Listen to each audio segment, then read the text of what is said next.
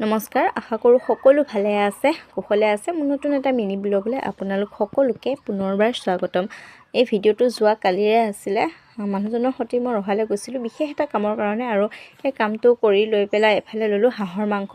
তাৰপিছতে ফাষ্টফুডৰ দোকানখন দেখি মানুহজনক ক'লোঁ যে মই চাওমিন খাওঁ আৰু কথামতে কাম দিয়কচোন। এফালে মানুহজনে চাওমিন খোৱালে, আৰু তেনেকুৱাতে যিহেতু যোৱাকালি ইণ্ডিয়া আৰু নিউজিলেণ্ডৰ মাজত খেল আছিলে, আৰু তো আমি তাত থাকালে তেতিয়া খেল আৰম্ভ হৈ গৈছিল, আৰু মানুহজনে এফালে খেল লগাই ল'লে।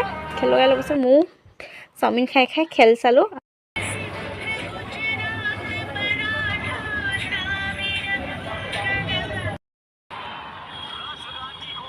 খাই খেল চালোঁ, আৰু এইফালে ব্ৰিজৰ তলৰ পৰিৱেশটো চাওকচোন, বহুতেই ভাল লাগিলে সন্ধিয়া টাইমত। আৰু সেইটো যোৱাকালি হৈ যোৱা খেলখনত ইণ্ডিয়া জিকিলে। তো আমি দেৰি নকৰি জল্দি ঘৰলৈ আহিলোঁ। যিহেতু খেলটো আজিলৈ আহিছোঁ, মই নেক্সট ভিডিঅ'ত আকৌ লগ পাম। বাই।